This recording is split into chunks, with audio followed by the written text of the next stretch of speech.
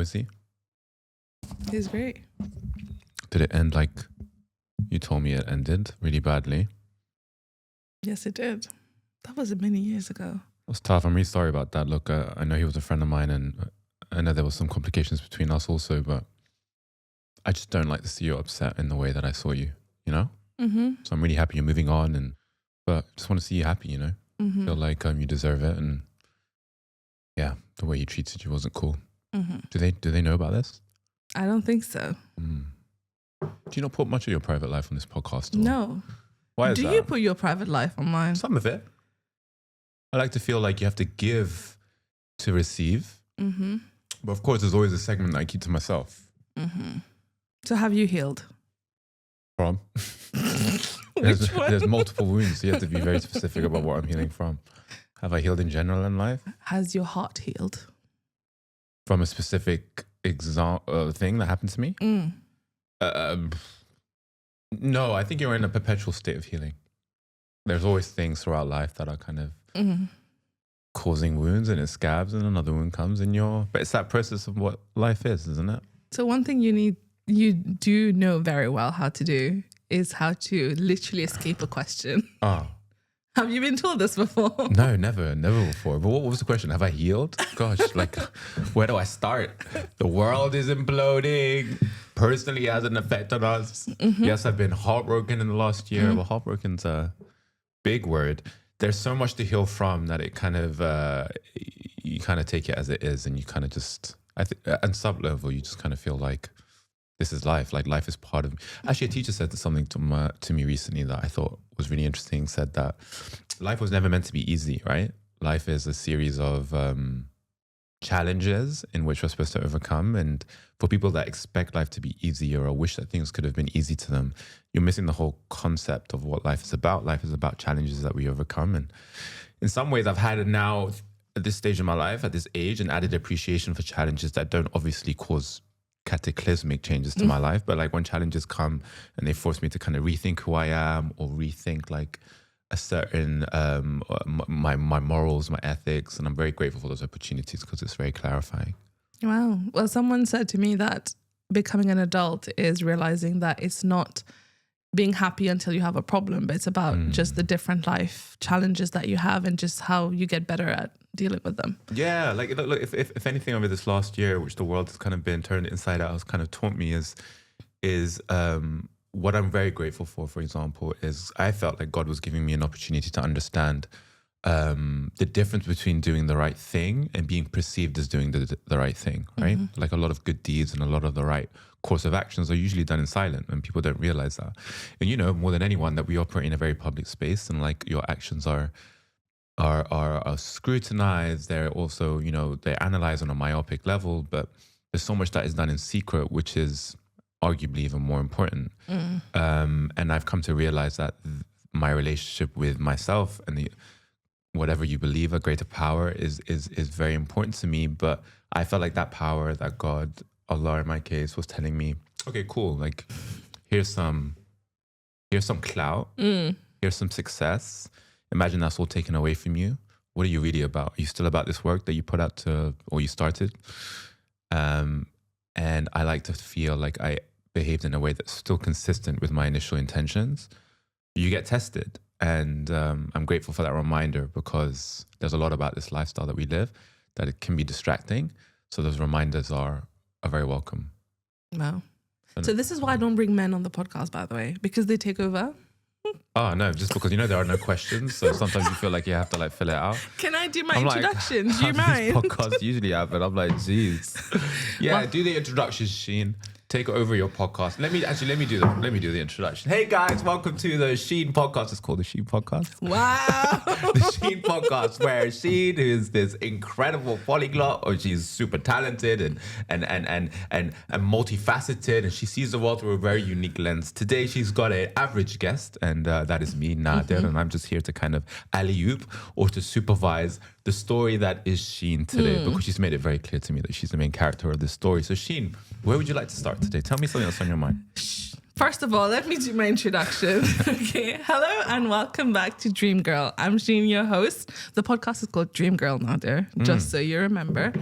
And today I have a friend of mine who I haven't seen in a while, because you need to invite him on a podcast in order to get him anywhere. He's too famous. I'm sure you've either seen his food videos, or you've seen him running on the beach somewhere or traveling to random places. But just to course correct, I told you not to say this on the podcast because people need to like me. The first thing you said is that she said this about herself. Don't bring your friends on the podcast, guys. Anyway, yes. So Nadir. No, I'm very grateful to be here, by the way. Thank you for having me. I know it's been a long time coming, but I think the way you see the world is really unique, and it's a privilege to have a conversation with you. Thank you very much. My first question for you is, I would love for you to tell the audience, a little bit more about you. And what I find extremely fascinating about you is how you have very interesting roots, right? You're so diverse. And I think that, I mean, I'll let you say it, but I think it played a huge role into who you are and how you're able to literally bring anyone around you into your orbit. Thank you. That's very kind. Yeah, to kind of, for those that don't know me, I'm very mixed. I'm Yemeni, Pakistani, Indonesian, Kenyan, which for a lot of people on the onset are very shocked by. They're like, wow, that's a lot. I was born and raised in London. But actually, you scratch beneath the surface a little bit more and you start to realize that these cultures have weirdly always been in conversation throughout time. They are on the periphery or the parameter of the Indian Ocean. So they've been trading, they've been conversating over like centuries. In some ways, for me, it feels like I am a child of this Indian Ocean, which is a way that I've been really enjoying identifying with recently. And this kind of context, this home, this multicultural environment I grew up in really informs like my life and my work now, which I would describe myself as a storyteller, as a creator, as a creative, as a filmmaker. And what I'm trying to do, what I'm really passionate about, is to create stories for people who see the world through this multicultural, multifaceted lens, which isn't necessarily narrowed down by like the traditional confines of how we identify with, but starting to see a world that is a lot more open, that is a lot more together and tolerant of one another. And I always thought if it happened in my house, then surely it could happen everywhere else in the world. And I try to create output, experiences, content that is in line with that ethos. When was that? Because I know your story, but when was the tipping point for you where you thought, okay, you know what? I want this to be my main thing of creating content and telling important stories. Accident, actually, like most of us, I'm sure. Like a lot of us in the space, I don't think none of us, especially that generation, I think we are really actually technically still the first generation. None of us, I mean, actually, I think what we align with a lot is that we come from academic backgrounds and then we kind of never probably imagined going through university that making content online would be a thing to do. My family were also publicly supportive, but deep down probably freaking out that content was, I was making content regularly and I wanted to commit to it. I made a video, it went viral. Which one was it? This the is first one. This is like, I made do you remember Pharrell came out with the happy song, the one you did. Yeah. And although I wasn't frontlining that video, I completely made it happen. I leveraged my community. Overnight, it got 1.7 million views.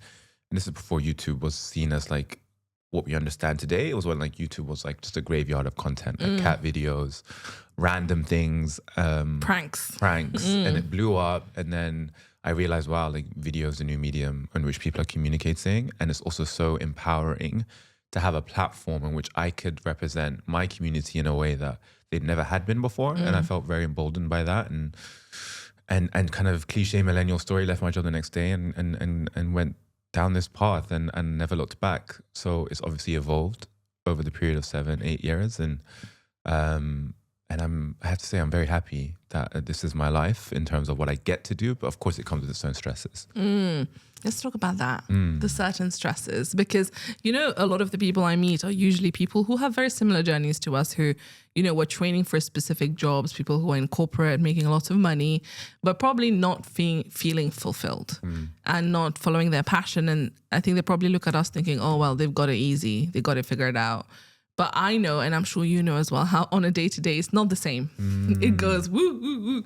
So how do you deal with the, I don't want to say instability, but, with like the unpredictability of it? I mean, like, just to caveat what I said before, I think the thing when someone asked me the other day, like, what are you most proud of?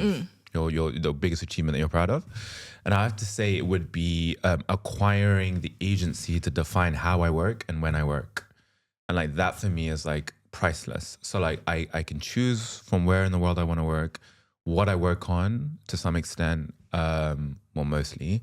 And that kind of liberty to kind of on a day-to-day basis decide that I want to wake up at like 10, 11 a.m. and then work throughout the night, every day a bit different. I love that. That's what I've chosen for my life. However, my sister, born and raised in the same house, is a lot more type A, a lot more OCD. Things are like planned to a minutia, Excel sheets, color-coded. My lifestyle gives her anxiety. And for her, this ad hoc, laissez-faire way in which I live my life, which is kind of willy-nilly creative, kind of every day is something different, she hates that. So no way do I want to project that my lifestyle is something aspirational for everybody. But for people wired like us that need stimulation from what they do constantly, it's been ideal. But some of the stresses that we have to face are things like instability in the sense that we don't know what tomorrow is going to offer. You know, like when you're future planning, financial planning, these are stresses that we learn to get better with. There is also no model for us. We are the first generation still, I would argue, that's still figuring out what it's like to build families in this context of content creation and creativity, financial planning, what it looks like in the future. We don't know if we'll have an industry in next year, TikTok being bought off, and like, you know, this is real stresses that we have to deal with. But of course, it comes with immeasurable positive results and relationships, which that's probably the one thing actually that I love the most about this world is the relationships of people through it. But yeah, it's not without its challenges, of course. Yeah. I like how you talked about financial planning and stuff, you know, because even here, even if you're a content creator, you don't really qualify as having a salary. So then it's not as easy to, for example, get a loan or buy a car. And I think people don't see that initially when they think, let me do that. But as you said, for me too, the main reason was the freedom of time. And I hated being told what to do when. And I'm same as you, all night, you know, I need to be working at night and not in the morning. So it's good to decide what's important for you and what's not.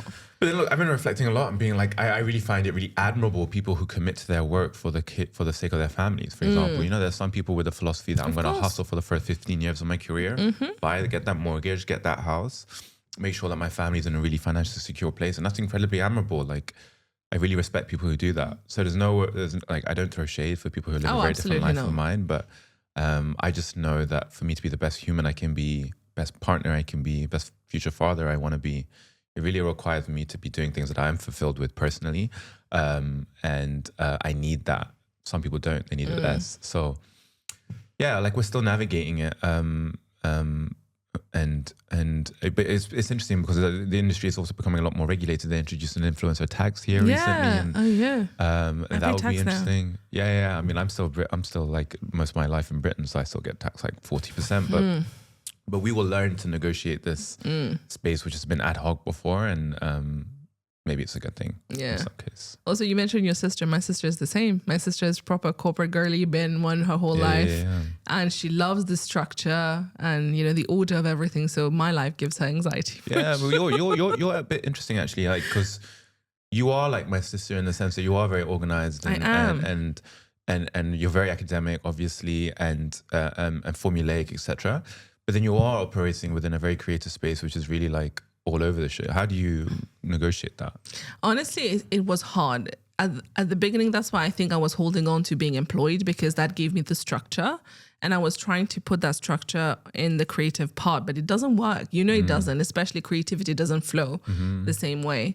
But since I made the jump, now I figured out, you know, building systems around creating content for me helps me. And then the actual creativity, I need to learn how to go with the flow. And I think for me, that has been an important lesson anyway in life, because I was too rigid. And therefore any change, anything unplanned that would come up would really stress me out. Yeah, so now I'm learning how to just roll with the punches. Do you mind if I ask like how you're feeling about your work right now? Like, are you feeling Jesus, fulfilled why is this through about me?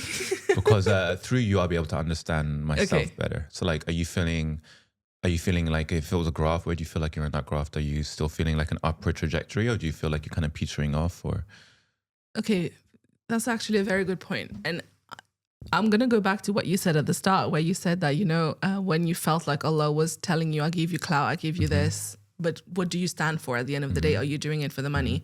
That rang a big bell in my head, because last year was a very big year for me. Like everything was growing. And then end of the year, it kind of like plateaued, and I panicked for a minute. I was like, is this true? Is this what people are saying true? Like all of these things are very temporary and you can't really kind of like ride the wave forever. Yeah. And then I started thinking, oh no, how do I make more money? And then that clarity came a bit later down the line of, but why am I doing this? At the end of the day, what made me leave all the comfort and all of the financial stability for this? What was the initial reason? And that happened because you remember we met in Qatar, and there was this woman who came to speak to me there, and she was like almost 60, and she came up to me saying, you probably don't realize this, and I'm not your target audience, but I love your podcast.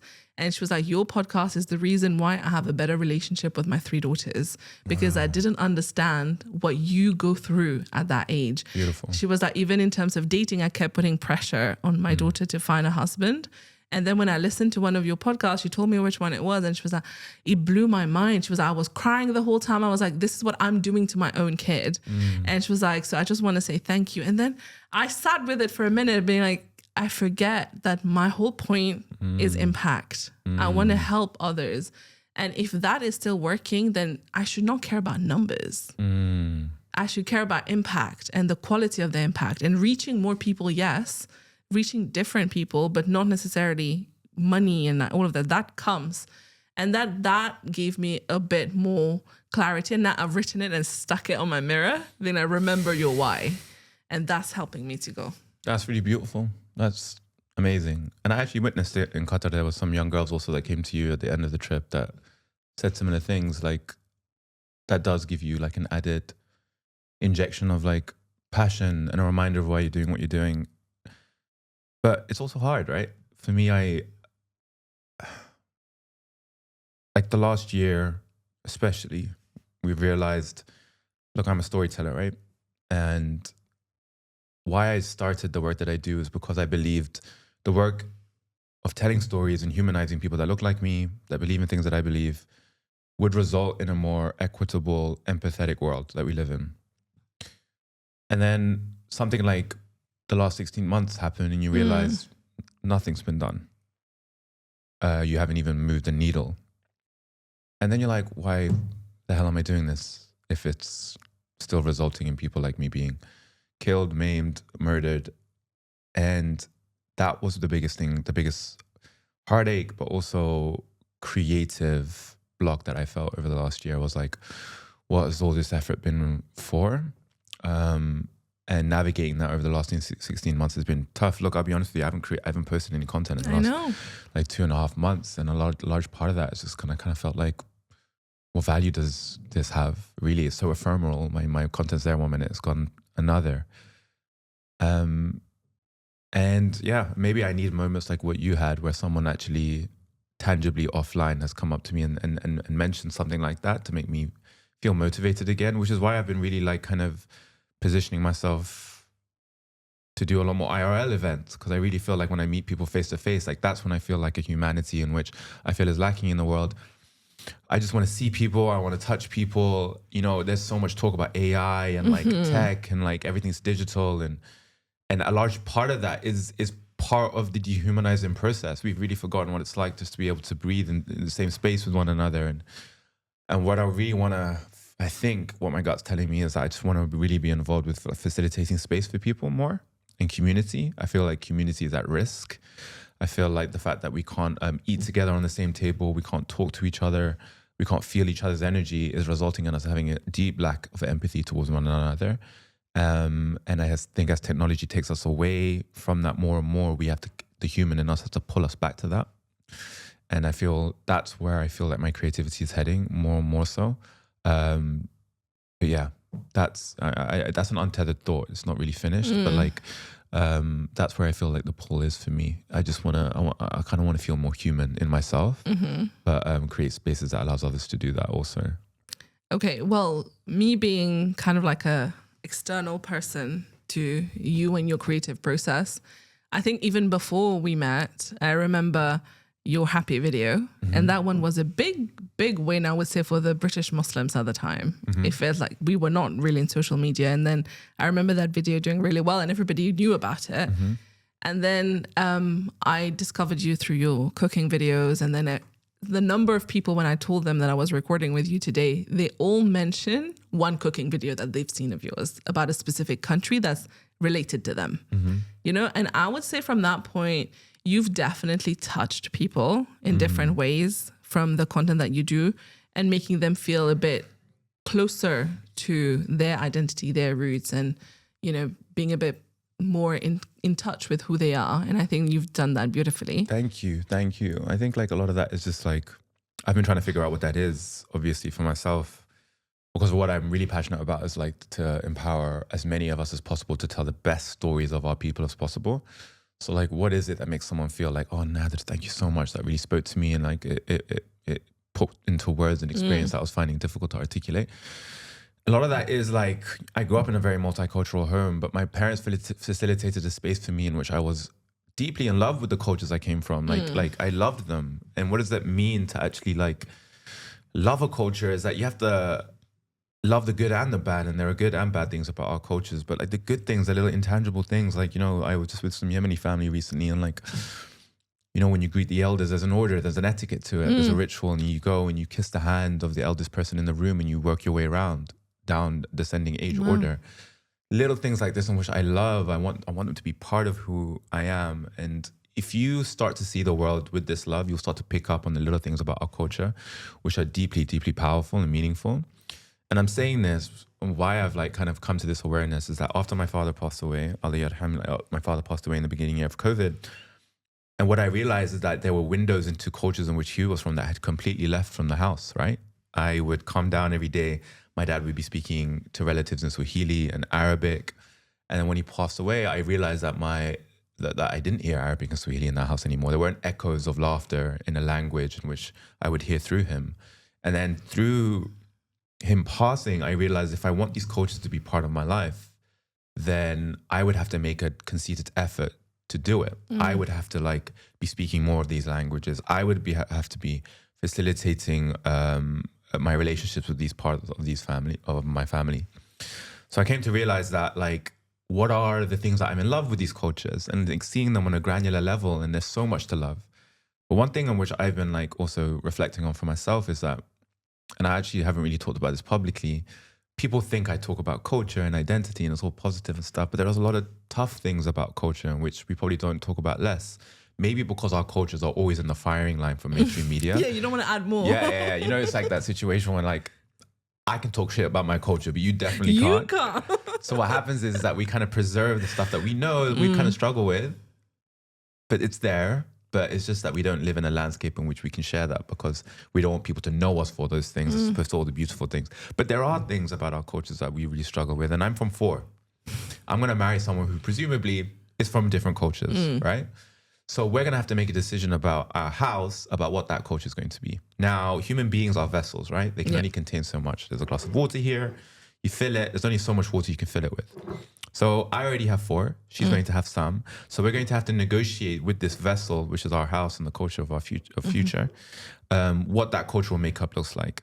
Now I know because of that and how limited the vessel is that there are some things about my culture that I'm probably going to have to do without. Things that I'm going to have to like let go of. Right. And like, what are those things about the cultures that we're from that we're going to have to let go of? And these are things that young people today really have to negotiate. Mixed marriages are becoming more and more common. And we're starting to like align with people based on values as opposed to traditions and culture.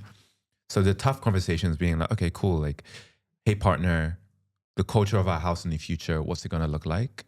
And we have to negotiate that very early. I recommend doing it as early as possible. And it's sad for me because there are some rituals and things that I associate with my father that maybe I have to leave behind, right? And maybe my kids won't have that as part of their life. There's a deep grief in that. And I'm trying to negotiate still for me right now, like what are those things? But I really feel like if you're someone who's also negotiating this in a mixed relationship or you're thinking about it in the future, is that you can't invite someone into your life until you've really figured this out for yourself. Because it would almost be what's the word? It would be unfair to that person until you've really grounded in a sense of self and where you are in that cultural makeup and religious makeup before inviting someone into that equation. Because if you're still not certain and then suddenly like a year down the line, 5 years down the line, you suddenly changed, that person has been into your life with a certain expectation, which you've set. Yep. And it's changed all of a sudden, and that's not fair entirely.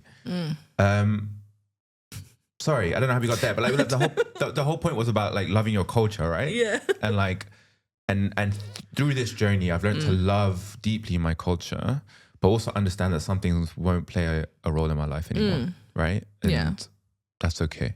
Like, you know, I'm Yemeni, I'm part Yemeni, and I love my Yemeni culture deeply. The food, the traditions, the habits that we do. But Yemen, especially in some parts of Yemen, is also highly segregated in terms of gender.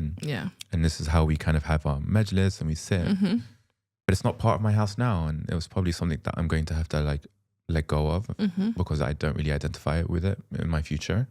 But there's also a lot of memories associated with that and how we kind of organize the dinner and all that kind of stuff.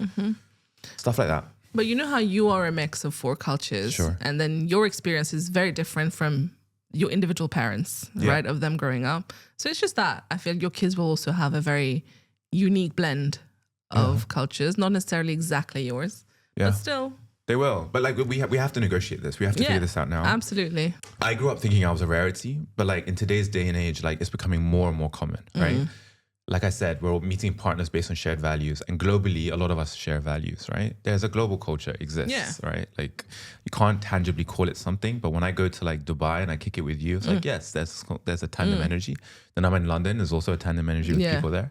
Okay, cool. So we're having more mixed marriages. What are those conversations? We need to figure that out. I actually like really passionate about this because I feel like no one has really articulated what this conversation should be. Okay, let's hear it. So one is deciding where you sit in your own culture and tradition. I feel like, look, like you, and also you could be just like Emirati, you could be just Indian solely, both parents, and still have a cultural tension because you grew up Indian in the house, but then there's a culture outside of the house which you're navigating, right? So it's not just people like myself who are ethnically mixed, but all of us as young people are negotiating a global Western culture in which we're kind of part of, whether we like it or not, and our religion and all this kind of stuff. And it's about figuring out that ratio. And it's hard because I'm not saying you're going to figure it out exactly. What you have to do is also find a partner that's on that same trajectory because you guys will shift and mold as you grow naturally. But there's a base layer of understanding in yourself in which you have to reach to be able to invite energy around you, not even just romantically, but platonically also. And these are things which I've come to terms with. When I was younger, it was very difficult to be mixed. I always was like craving for attention from other people. I was like, I wasn't Yemeni enough for the Yemenis. I wasn't African for the Africans. I wasn't like Asian enough for the Asians. So like for me, when I got older, I started to realize actually, you know what? Like this is my superpower. Like, wow, like I have so much culture in me. I can feel fully them despite being perceived as like part of them. And what a blessing that is. It allows me to see the world in a completely different way, to feel part of the world in a completely unique way. And yeah, so like that's what I'm passionate about. Is like as this becomes more common in the future, how do we create conversations that make it more and more likely? Because I love being mixed, and I really feel like it's added so much perspective and value to my life. Yeah, but I'm the same, right? Because I'm not Indian enough for the Indian. I don't relate to being Indian, but African people don't accept me either. Exactly. And then it's just where do you belong? And then you're like, oh, well, I'm a bit of everything. Well, people in Mauritius, right? Like people in Mauritius are a hybrid culture, right? Yeah. You guys are just a nation of people like me. So like, it's a fascinating duality that actually. Right. Yeah. But going back to my question, what are these conversations that need to happen for people who are dating and getting to know each other that you think are important other than like culture, tradition, religion? What else do you think? Well, let's say I'm dating like a should we keep it within brown culture? So let's say I'm dating an Indian girl, right? No, let's say I'm dating a Syrian girl. Okay. I'm dating a Syrian girl and it's amazing. She's amazing. A question that I should probably ask super early is there anything about my culture you think that I would struggle with? Right? And you're saying this with grace, you're saying this with openness and vulnerability to make her feel comfortable to share that with you, right? So again, it's about creating an environment in which this conversation can be had. And she might share something like, I don't know, like maybe it's like certain cultural conservatisms that she might have. Let's say it's like a relationship with her father or something, or an expectation, or how he should have relationships with her family. And you should be able to negotiate that, right? Not to say that like it's always done in the way that one of you expect, but there is a sort of compromise that can be had from just having that conversation. And then scratch deep enough and you find out that actually what I love about being mixed is that actually all cultures are really pretty much saying the same thing, right? Yep. And why that conversation is important is arriving at that understanding. Okay, so why is your relationship with my father important? Oh, it's about family, it's about values, it's about ethics, being filial. And every culture has these values. So once you scratch deep enough and you find that that's what it's about, you're able to like partake in it more. Expectations in the future. You should be asking like, how would I want to raise my kids, right? Maybe not super early on the first or second date, but like at some point you should be asking like, you know, the house that I want to build in the future, culturally, what does that look like? What are things that are important to me? You know, maybe doing a priority list of like, these are the things about my culture which I really love and I want to bring forward. These are the things about your culture which we really love and want to take forward. And maybe leave a third of the space for, this is the thing that I think we'll build together and figure out ourselves, right? That might not be part of any culture. Because a large part, I think, of our responsibility as these modern, young, eclectic, creative, cosmopolitan generation is like creating a culture that we're proud of. You know, what I really hate today is that we have this idea of culture being really like crystallized. It's like been frozen in time. Like in Arab culture, it's been like crystallized of what it meant in the 18th century at this point, and this is how we have to preserve it. Identity, nationality, ethnicity, or whatever. Who decided that? At what point did this thing become like fossilized and we all have to like worship it as if it's some sort of like idol of cultural conformity? Ridiculous. Like culture, if you look at it throughout the dawn of time, is something that is organic, static, it's always been like moving and growing.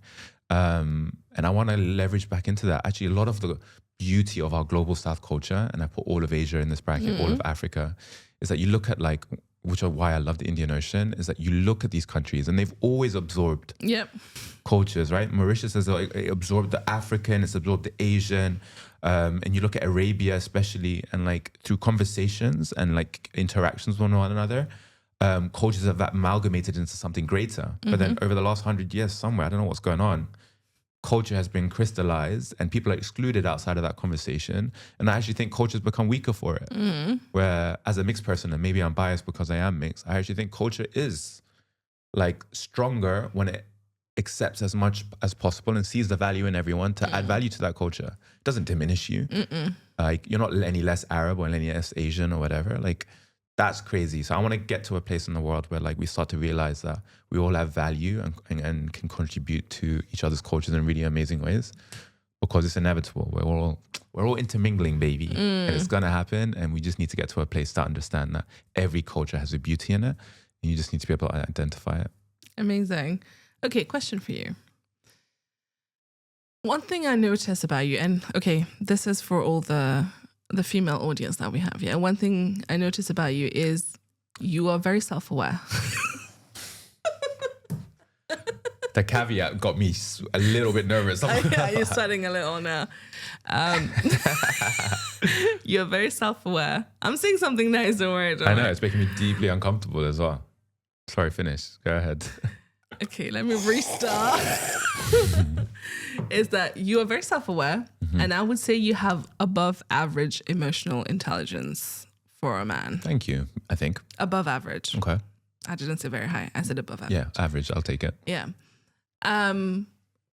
Where do you think that comes from? Because one thing in the comment section that everybody talks about is how in today's time it's really hard to find a man who has even, you know, like basic emotional intelligence. So help the bros out there. Oh, thank you, firstly. Well, I people do tell me this. I don't think it's that men, well, firstly, I don't think it's that men do not have emotional intelligence. I just think I was raised around a lot of incredible women. So I think I understand and I speak a language which women are receptive to as a result of it. But I He think knows how to manipulate. but I think men are incredibly emotionally intuitive. You think? I do. I actually been having this conversation with some friends, and like, look, I have my own frustration with men in general, but I do think men are speaking an emotional language. I think it might not be the language that women want to hear, but they are communicating in a way, right? Okay. And, you know, there's so much amazing vernacular and language and vocabulary around how women receive emotional intelligence, but less knowledge around how men might be communicating emotionally. And men might be communicating indirectly, toxically. It might be all of these things, right? But it's still a form of communication and indicative of a certain emotional depth that they might be feeling, even though they might be unaware of it. But like, I just feel like men are communicating. It might be nonverbal also. And I feel like at times, and then I don't, you know, maybe this causes a bit of drama between me and you, but like, I feel like women maybe aren't as receptive to it as they could be. Okay. Right? Give me a for instance. In my case, and this isn't heavy for me, I love talking about it because it was such a big moment in my life, right? Okay. But like for example, when my father passed away, it became very clear to me in that context what being a man is. And what do I mean by that? My house had just gone through a cataclysmic change of this huge energy, and my dad was a larger than life figure being sucked out of us in the context of COVID, by the way. So it was like first week, second week. And the women in my life, my mother and my sister, who are my world, were experiencing an incredible lack of agency and control. We couldn't even see him in the hospital. There was nothing you could do. And what I'm witnessing, I'm almost having like this out of body experience. I'm witnessing my mother. I'm sure they won't mind me talking about this, but I'm witnessing my mother trying to regain control in her context and how she understands that. She's organizing the house, taking things down, reorganizing it. She's kind of just like trying to find things in which she can maniacally like organize, right? My sister deals with things entirely different, where she becomes emotionally mute, doesn't say a word for 3 days, right? And I'm seeing like the two most important people in my life are like shutting down. And then I start to realize like, what is my responsibility in this context, right? And it wasn't necessarily to grieve or to like emotionally like speak about how I'm feeling. What our ship as a family needed was stability, right? But know that at that time with COVID, all my work has stopped. You know, we were getting kicked out of the house in like 6-7 months. There was like things to be paid for. Like work was incredibly hard for content creators and freelancers at that time. You're like freaking out, right? Your father, your shade, this tree has kind of left this world, and like, you know, even his presence just gives you like a sense of security, but that's gone. So then you're trying to like figure out, you are freaking out, but you're trying to figure out what to do. But these two people need you to be like resolute and stable, because that's what a fatherly figure would have done in that context. So you do it, you step into it. So like you step in and you tell your mom, don't worry, nothing's going to change. Like nothing about your lifestyle is going to change. It's going to be exactly the same. You come across like you've got this figured out. There's a roadmap, even though in the back of your mind you're like, shit, I have no idea how I'm going to get this. You're freaking out, right? And what that does is allow them to go through that process, right? And they emotionally start to unravel and re-ravel, and then it makes you realize that like being a man in that context was, your time to grieve isn't necessarily in the moment, but it will come when there is space and time for it later down the line. But your immediate priority is the people around you. And like that was a clear example. I felt the universe telling me this is your test of what manliness is in that context, right? And that was providing stability, security, and assuredness to two women in my life who felt a lack of it, right? And they always say that you only really become a man when your father passes away. But that kind of view of what being a man is became very clear to me in that context. And yeah, so like I don't actually think my mum and my sister knew that this was even my frame of thinking. Probably watching this, or probably that they don't even watch my shit, so they won't even hear this. But they like, might watch mine though. Yeah, exactly. But I don't even know if they know that was my thinking at the time, right? That I was going through this, because I didn't need them to know that. Yeah, but you made sure they didn't, right? Yeah, exactly. But that's what I mean. Like men do things when like people around them don't even know they're doing it, right? And like, no, but in this case, Nadir, it's very loud. It wasn't. I'm sure they know. I'm sure they know. Think so. They know that now you're stepping in to support. I don't think so. I think there was, of course, there was an appreciation of what I was doing, etc. But like, To the extent I was taking consideration to make sure that they were comfortable, I'm not too sure. And not because like they're negligent or like whatever, but like I was thinking of like everybody else but that. I was thinking of like everyone else but myself. In that moment, it was just to make sure that these guys are okay, like blah, blah, blah. And like, I think that's cool. That's fine. Like that's, la shukr ala wajib, we say in Arabic. There's no gratitude and like obligation. Like I would do that again and again for them to the rest of my life, right? But what I'm saying is there's a silent service done for people you love that for me is a form of like male communications, how they emotionally feel towards people, which isn't necessarily recognized outright, but is appreciated. And I do feel very appreciated by the girls in my life. But like at that time in the war zone, the guy's just getting on with it. But this is a very positive outlook of a certain example. But also wait, that is emotionally so hard though, for you having to like basically shut down that part of you that also wanted to grieve and basically panic for a bit and have someone tell you that it's going to be okay. I don't know. I've been thinking about this also. I've been thinking in the context of grief, being in the service of others is sometimes the most comforting place to be. It is? Because if you're, I don't know, this is just for me and I'm speaking for myself, I kind of feel like if I was left alone with my thoughts in that moment, I would have really struggled. But I think what got me through it was maybe kind of leaning into this role that I felt like I had to step into. It gave me purpose. Mission. Exactly, right? And I think that's how I felt. It was like, okay, cool, there's a job to do. I'm the kind of guy, maybe it's kind of like, like the athlete mindset, because sports has always been a big part of my life of cool, game time. You step in, you step on the pitch, you're on, right? And I think in my context, it was just, okay, cool. This is the Champions League final. Now you have to turn up for all the training that you've had and it's game time. At least that's how it felt. Yeah, but that's a bad example. Of... because we said not you. We know you are emotionally intelligent. Oh yeah, true. That's why I paused. That's why I paused. But for example, I feel like... but to use that example in the case of other men, I think men are like. Have you heard these crazy stories of the data from like social media apps? Like, have you heard some of them? These data are crazy. Like I was reading a data report recently that said these social media dating apps have incredible data, right? Think about it. They have the sexual preferences of a young generation based on how you engage with these apps. For example, they can tell what men are swiping left and right for, men and women. Have you heard this? No, but keep going. Okay.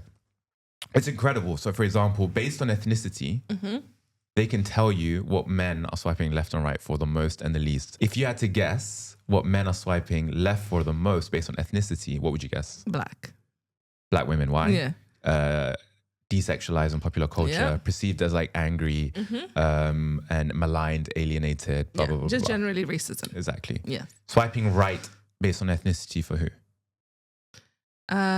I'm torn between white and East Asian. Okay, you're one of the best ones that's actually answered this question. But East Asian, they are swiping right for. Why? Because they represent demure, traditional femininity, but also weirdly fetishized. That's what I was about to say. It's all the fetishizing, There's a weird kind of sexuality that kind of hovers around them.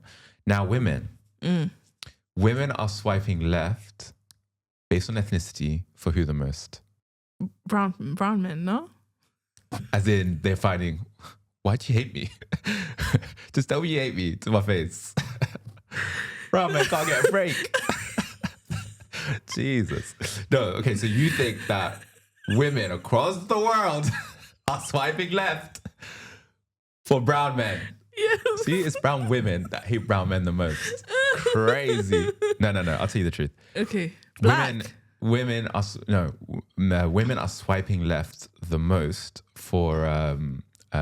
East Asian men for very similar reasons. Emasculated, not seeing as macho, representative, feminine, a bit effeminate, etc. Yeah. Women are swiping right for who the most? Black men. Black men. Why? Again, because of... She's like, how do we keep it halal? I'm like, Jesus. You need a drink? You're a mess right now. Yes. Why are you making me say these things? Black men, because they're like seen as like macho, embodying masculinity, etc., all that kind of stuff, which is incredible data to have. Of course, these aren't true to reality. So it's the polar opposite. polar opposite, which is fascinating also, right? Wow. But like, of course, this isn't indicative of reality, but it's indicative of an insight of people that use social media. Because you have to break down intention, you have to break down like how people are using the app, etc. But the most interesting statistic is one that said basically they can break down that 80% of women, I think 80, 85, are swiping right for the same 15% of men. Yeah, that I knew. Right? Yeah. Which is crazy to me. Crazy to me. Because what that implies is that there is like 85% of men left feeling undesirable, abandoned by mainstream desirability, angry, upset, probably spend their lifetime putting themselves out there to women, but never having it received back, which makes them vulnerable to people like incel and like all this kind of stuff, and believing that you can be sexy and powerful if you have a flashy car and money and glasses and Andrew Tate, da da da da da. But I kind of like have empathy for that. It's like it must be incredibly difficult to feel like no one is ever interested in you. Desirability is such an essential need for a human being to feel, which is why I believe flirting is really important. Right? We all know. And that sounds crazy. It sounds crazy to people. But like I think flirting with strangers, with random people in an innocent, wholesome way is such a wonderful thing to give someone, that in that moment that like, oh, you know that feeling where you just had a really lovely like spark with someone. It's like giving a compliment to someone, right? Yeah, exactly. And it's like that kind of serendipitous injection of just feeling like, oh, I am seen, or I am like desired in that little moment, and then gone. You go about your world. But in the void of that, imagine feeling invisible. That must be a really difficult reality to feel. And like, and I feel sorry for people that's part of their reality, or they feel like it's part of their reality, because it's a lonely place to be. And I wouldn't want that for anybody. And I think these men are communicating emotionally through their frustrations. They might be able to articulate what they're feeling, and maybe I can't find the words for them. But, you know, just to have a woman smile at you, make you feel seen in that context, like, or feel heard or valued, or the values that you definitely have. You're a nice guy, you're loyal, you're dependable, you're convicted, you're competent. Did you say convicted? In your beliefs, when you have conviction in your beliefs.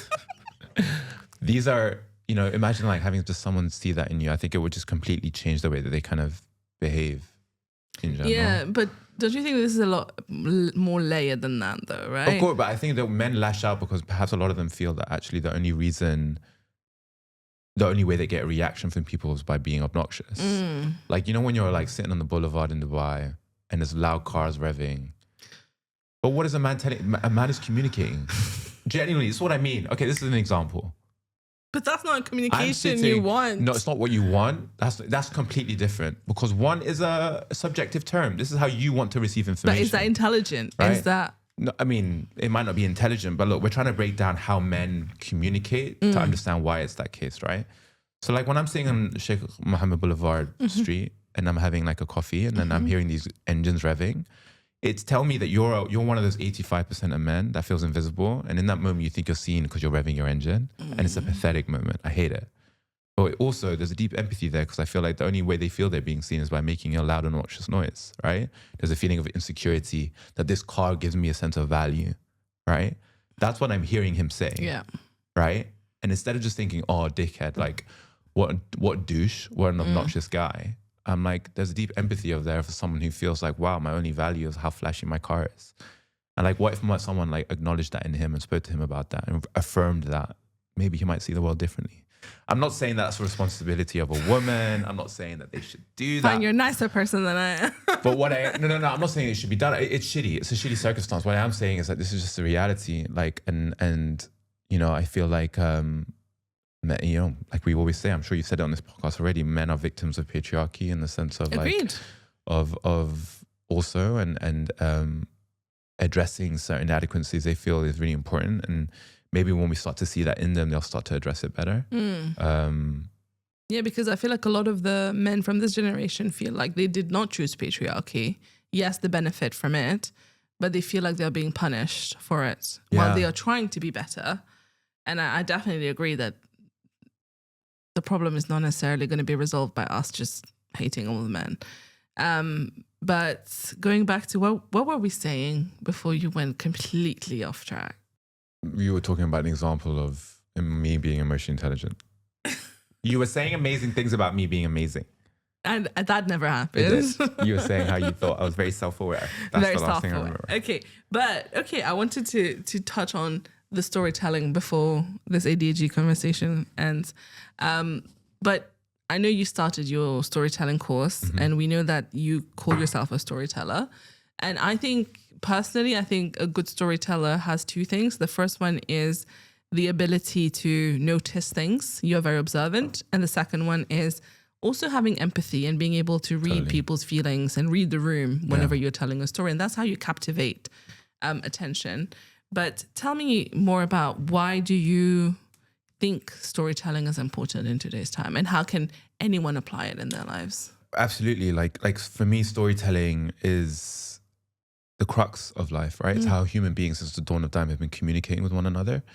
Like, you know, you can't really know where you're going in the future until, one, you know where you've come from, but also you're able to like lay the bricks to that eventual future. And that's what storytelling is, right? Like, a lot of being able to be a good storyteller really first is understanding what your story is. And this is the journey we're all on. We might not realize it, but we're all storytellers, right? Like, we are all articulating, expressing what we're processing in that moment. And we're all trying to figure out what that eventual plot line is going to look like, right? And we're all living our hero's journey. So for me, I kind of feel like to be a good storyteller, you really have to understand the story of you.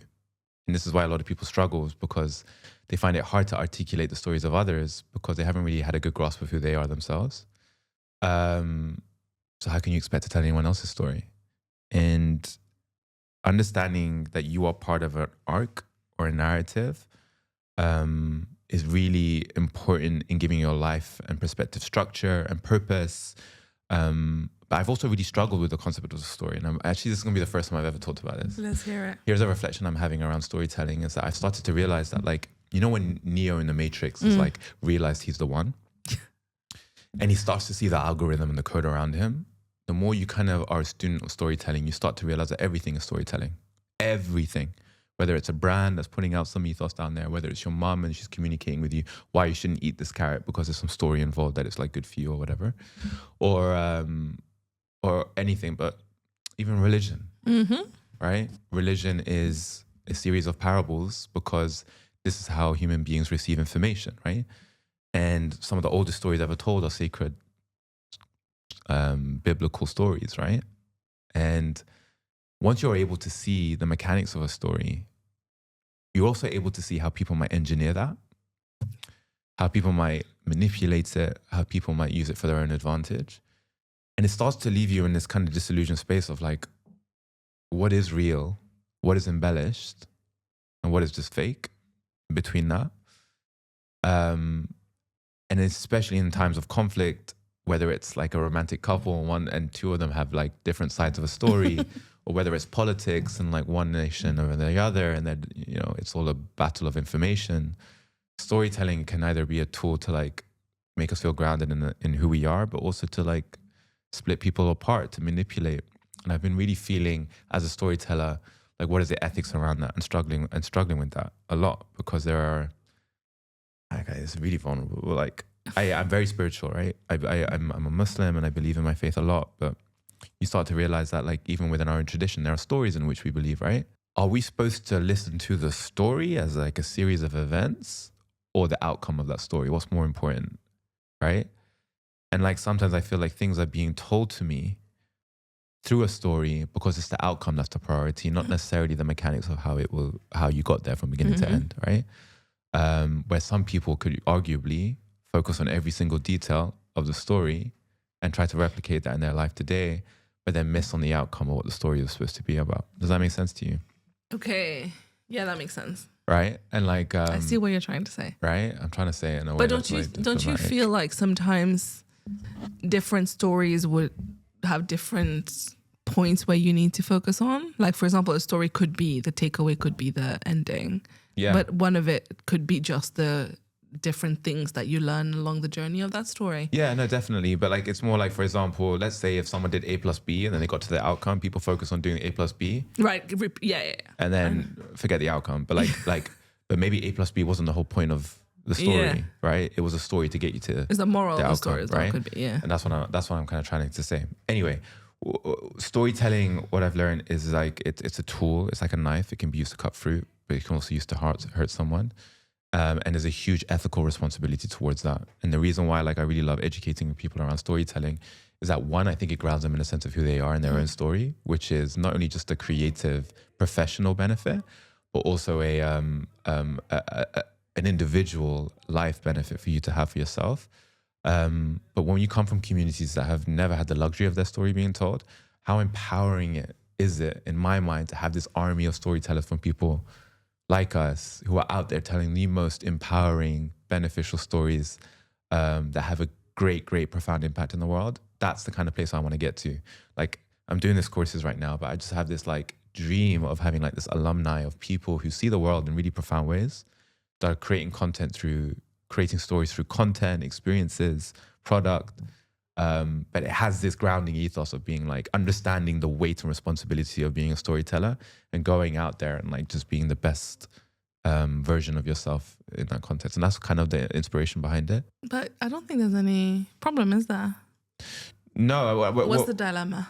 The dilemma, like that's different. The inspiration behind the storytelling course is that the dilemma is that sometimes people misunderstand the ethics of the storyteller, right? The way of the storyteller, I like to call it, right? Think of it as a samurai code. Like I said before, storytelling, and why I used examples of like ancient stories, is that storytelling can be used for bad things also. Absolutely. And like I'm constantly asking myself in the context of the work I do, is this my story to tell? Right? Like I've come to learn, whether it's like Sudan, Palestine, other countries around the world, etc. Like if I'm going to tell this story, what am I benefiting from? Am I doing this for my own individual benefit or for the culture's benefit? And how do I tell this story that's in line with how people from that culture personally feel? Are they involved in that conversation about how to put it out there? And a lot of people maybe don't go to this meticulous detail, of course, before telling the story, and that's problematic, right? Yeah. So I'm just trying to constantly figure out like how to be the best storyteller I can be, understanding that storytelling can also be incredibly dangerous if not done properly. The fact that you're thinking about it tells a lot, no? Hopefully. Yeah. I'd like to think so. But the thing is, there's very, in our space especially, there's very little room for error. Absolutely. Right? So like, it's so funny. We've all been cancelled. Well, you know what the irony is? I've been thinking about this also, is that like, there's so many like freaking Instagram memes about how failure is like your greatest teacher, and like you should like encourage an environment. Collect your failure. Yeah, exactly. And then there's no room for failure. No. So no one forgives you. Well, yeah, there's no room for forgiveness. There's no room for retrospection. So it's like, everyone's like saying what they want to say about, like create an environment where like you failure is your greatest teacher, but then we don't give people space to have failure as a teacher. No. So you kind of feel like you have to get it right, which is one of the biggest crux towards creativity, is when you feel like your every move is being scrutinized, right? Yeah, and that really stifles creativity. Yeah. We need to have the freedom of failing. And I think everyone should be allowed a mistake. If they repeat the same mistake, then that's a problem, but everyone should be allowed a mistake. Well, just to emphasize how important storytelling is, like this is our bloody front line now. Like I mean this, right? Like we're in a transitionary point in the world right now where like lines are being drawn, people are gunning up, strapping up, and I genuinely feel like the vanguard, the front line of this information war is storytelling, right? So if you are someone who's articulate, who has a passion for it, or a mild interest even, we really need to own how we tell our stories, get good at it, and put it out there into the ether.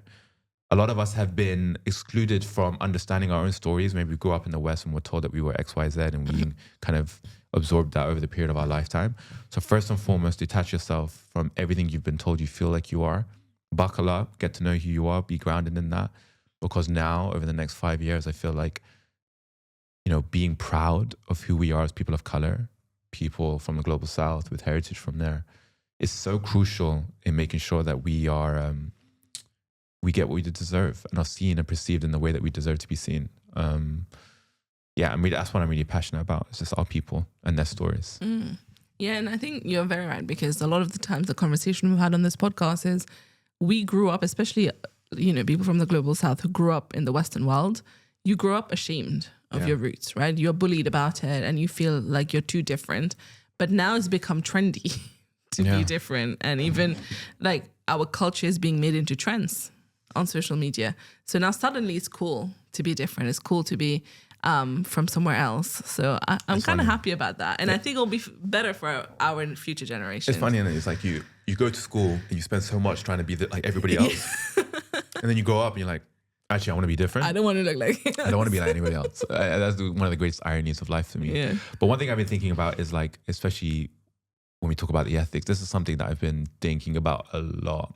A lot of people ask me like, you should do more stuff on religion and spirituality. And I'm like, you know, why don't you do that? And I'm like, firstly, I keep the most precious things to myself, right? Of course. Matters of the heart and matters of the soul are like very important and precious to me, that I like to keep it to myself. Absolutely. Right?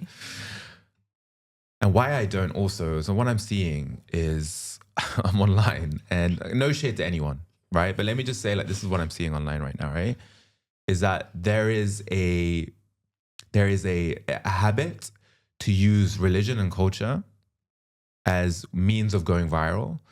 And a lot of people do a lot of good on these things, right? A lot of people, it's educational and they get a lot of value from it. But where I'm saying it's like the system, the apps, the way that they are run is algorithmically designed for you to identify what does well and what doesn't. And then it's going to shape what you put out there, right? So let's say like suddenly you're talking about a certain religious topic and you start to realize that, oh, actually this topic went viral. Maybe we should do more videos on this topic and have even more viral videos. This is the game, right? And what happens is, instead of people actually telling people what they should be hearing, we start to put content out there that we know will do well, which leads to a very toxic environment of the algorithm defining our religion, our culture, our values, as opposed to putting messages out there that the people need to hear. And ultimately, a lot of people are driven by wanting to get as many views and engagement as possible.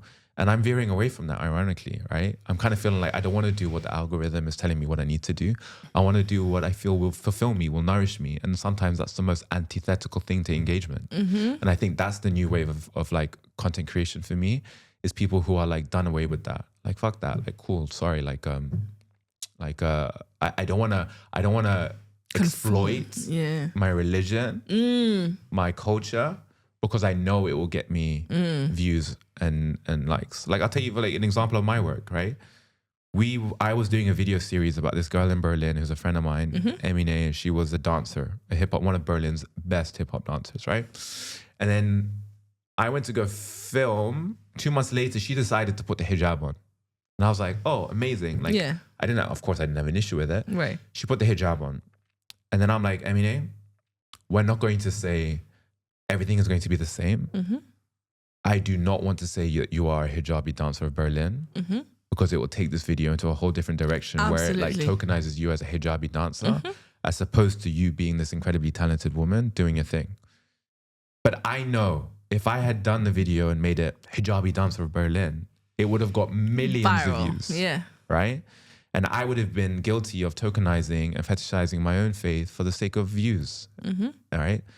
And what I'm saying is that this happens, right? People are putting religious content out there, cultural content out there that like fetishizes who they are for the sake of engagement. And is that doing our communities any benefit? I would really encourage people to think otherwise, because what we need to be doing is start thinking what our communities really need, which requires awareness, emotional intelligence, like you said.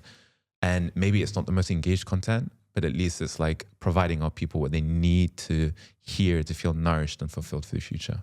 Oh my God, I'm so glad you said that, Nadir. Louder for the people in the back. Thank I'm you. so tired of that as well. And especially, even in the podcast world, a lot of people are now filming fake cast. Yeah. Do you know what a fake cast is? No. Oh, it's when you kind of engineer a podcast environment. So there won't be anyone here. And it's just that camera on me. So it looks like I'm talking to someone, but they say these very niche things, right? So, and people will say things that will rile. And now a lot of people, I'm sure you've seen it, they focus on hate engagement. Exactly, terrible. Right? So then you rile up people and in the comments, and then that's you just say something very like outrageous. And a lot of it is to do with culture. A lot of it is to do with specific countries. And a lot of it has to do with religion. I keep seeing like these new podcasts come up being like, Dawa expert says this. And you know this is going to attract everyone to come watch it. And for me, this is like really toxic. And I don't think people really, actually, I haven't heard it been spoken about publicly really, to be honest with you. No one says it. So like, maybe people come for me and you, whatever, but I really feel passionate about this, because I feel like it's the worst form of exploitation is spiritual, right? And if you are, using an algorithm and exploiting your faith as a result to benefit algorithmically and via engagement, there's a weird toxicity about that. But then again, who am I to say that? Because a lot of people derive value from these videos also.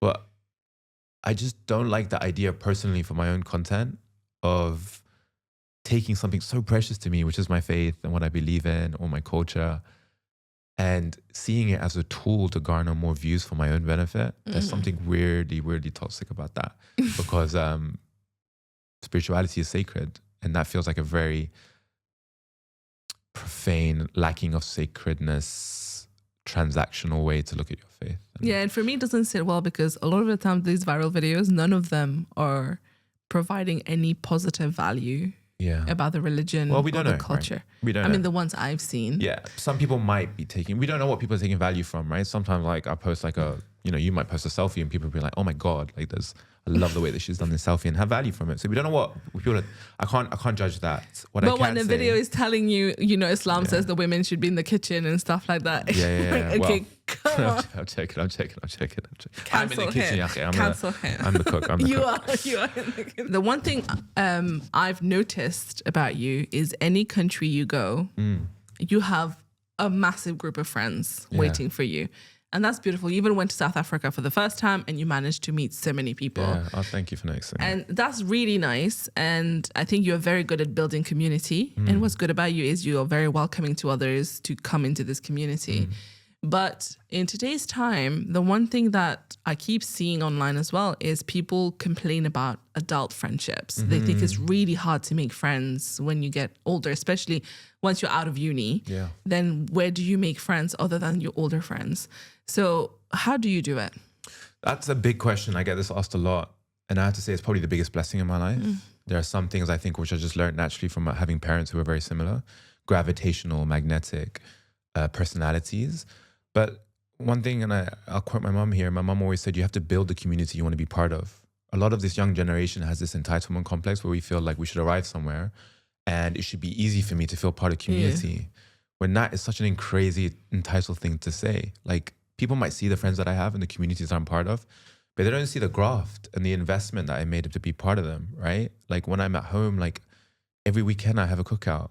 30 people come into the house, like guests who are in London, they're passing through, you invite them, you invite people, introduce people to people.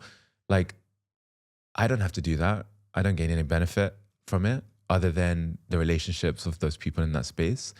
But I genuinely feel that the best investment you can make in life is people. And if I have to look at my life and what some of the biggest milestones I've had is that every success of mine has come from someone putting me on, from this community because of the positive relationship we've had together. And I'm so grateful for that. But how to is understanding that you have to graft for it. It's some of the most beautiful things in life are difficult. And it's difficult to arrive to a new city and like figure out what the energy is, etc., and find the right like-minded people. But the only thing really truly that I like to think of how I navigate this is the only thing you have control over is yourself, right? I can only control who I am that will attract the energy that I want to be part of. You can't control everything else. Why are you trying to like force this person to be your friend? And so what I've kind of learned is that, look, like if I'm as magnetic as I can be, if I'm as genuine and real as I can be, like-minded people will find me. I read something recently which I really loved, which was, we spend so long being someone else, then why are we surprised that the right people aren't finding you? And like, we've all felt walking into a cafe or a room where everyone is just like they're performing, right? And like what I've come to realize is just love sitting in like who I am and being like genuine and real with that. And then like other people on that same wave are like, you're cool. And then you vibe and it leads to like incredible things. But you have to contribute. You have to be like, what can I contribute to this community? You can't just take away, right? Give value. Exactly. So you yourself have to contribute to the said community. It's also about being genuine and real and understanding like who you are, that the right community can find you. And thirdly, you really have to do your due diligence. When I arrived in South Africa, I had never been before. And I was a big lover of the culture. I came in like not just like turning up, but like I had done my work. I had done research on who were the artists doing incredible things, events that were happening over the next 2 weeks.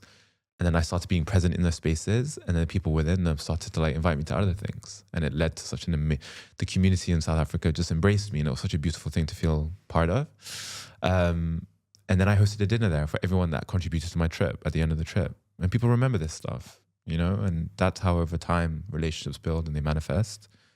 But you know, why community is really important is because there's such a lack of community today, right? You live in a flat. Mm-hmm. A flat is the most antithetical thing to a sense of community. You live in this box and this high rise, but there's no neighborhood for you to walk out, neighborhoods, etc., neighbors. And all of us have now been constrained into these living environments, which doesn't facilitate a sense of like interpersonal relationships with anybody. And what we need to do is get to a deep sense of what IRL human communities look like, and putting ourselves out there again. And I think we've just forgotten to do that. We only know how to communicate digitally, which has its use, of course. But there is something about like striking up a conversation with a random dude at the cafe or whatever. But now, yeah, all of us have dating apps and Instagram, sliding in DMs. But what happened to candid conversations and serendipitous moments? You know, I'm finding myself like really wanting to facilitate spaces for that. Like I love striking up a conversation with someone randomly. Life can be really exciting if you let it be so. You know what? That's so true. Like the other day, I was waiting for the lift in my flat, and I got in the elevator, and the other guy came in who lives 2 doors down, and then I saw that he had the Mauritian flag on his thing, and I was like, "What are the chances?" Are you Mauritian? There's like 10,000. He was like, "Yes, I am." I was like, "We lived 2 doors down for 4 years. We've never spoken. I didn't even know because there's no way." But again, if I didn't just have a conversation, you never know. Beautiful, right? exactly. Right, but like, yeah. Sorry. No, keep going. No, I'm just saying. So put yourself out there, and wonderful things happen. It's like that yes theory, right? Like if you are open to people and their energy, they will, you know, it will come back to you. A lot of my friends find it difficult, by the way. And this is where like building community can be a challenge, is that like a lot of friends have told me that like they feel closer to me than how I make them feel. Oh yeah, them, we've talked about that. Right? Yeah. And like, and what they mean by that is that like I have so much friends and community around the world, and I'm very close to them, that some people with smaller friendship groups feel like I have less time for them. Right. Right?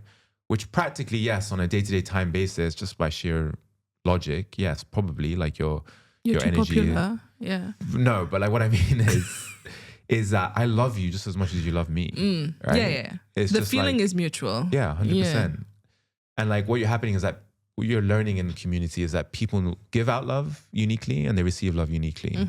And like I might be this persona that like gives out love in a specific way, but a lot of my close friends need it in a very different, unique way. I think part of facilitating like a vibrant community is like, especially if you want to be a leader in that, is understanding how the people in your community need to receive that love and attention. So this person needs more attention in this context. This person needs some time together. And that's really key in facilitating it. Another thing is like how to be an amazing host. Like I host so many dinners and I want to write something about this, but like being a host is a very delicate job. You have to understand it's a curation of energy. Like how you are dictates the energy of the space. If I'm like stressed out and I'm like panicky, the space will be like that. If I bring people, just because I'm a chameleon, it means that I can get on with this kind of person and a totally different kind of person doesn't mean that they're going to connect in this space. So being a host also means about curation of that for the sake of the general energy of the space. And also space. Like, look, my dad always said, we have a small house in London, but people have become so prissy with space. It's nuts. I grew up where like, if there was a cubic meter in the house, you slept in it. And we had like 20 people living in it. That's how we grew up. But now people have 3-bedroom houses and one is for like a closet and another is for their dog, right? And they don't want to have anyone to sleep over. That's crazy to me. Like my dad always said, it's not how big your home is, how big your heart is. And like, that's the kind of ethos in which our house ran, was created under. So you come to my house on a Sunday evening and I'm hosting a cookout. It's shoulder to shoulder. Yeah, there's people no are bursting space. through the seams, no space. People are sitting over each other, but it also facilitates like realness. Now you have to speak to each other. Yeah, exactly. And like people are like laughing, chatting, and there's games, and like that's the 3 things that take to being a great host, which facilitates community. Yeah, and I think also, as you were saying, we have now become so dependent on digital communication. We forget real life. And I read this excerpt literally today. Sahil Bloom's book is coming out, and we're having him on the podcast next week, so I was preparing. And he said, think about who will be sitting in the first row at your funeral. How much time do you spend with them now? And that makes you realize that even your closest friend, right, you start trying, you take them for granted. You're 100%. Like, you know I love you, I know you love me, it's fine. But we need to spend time with them as well. 100%. And I think we're all guilty of like neglecting probably the most important people in my life. And I've been thinking about that a lot. I think I'm just I think you get better at that with age. Like 100%. I feel like I'm starting to realize like I have a lot less time, especially in our work where a lot of it is socializing, going to these events and like whatever. I'm starting to realize that like how much value is this socializing with people that you barely know. Like I just want to kind of get deeper with people I already love. And like, so I definitely believe in that. It's like, I only really want to give my entirety to people who have always made me their priority. And, but yeah, it's a lesson you learn with time, I think. Absolutely. A large part of your 20s is like, you throw your energy out there. Yeah. You throw your energy out there, you're experimenting because you also don't know what energy you're kind of responsive to either. And I believe you have to go through that. Yeah. And you're learning more about yourself as well. What works for you, what doesn't. Yeah. And like, you pray that you just don't get like, traumatically hurt in that process via these friendships and relationships, but you learn, you come home, you start to realize that this is the energy I want to be around. Well, what's the parting message that you have for the audience? Parting message would be, gosh, you said some lovely things about me today, which I'm very grateful for.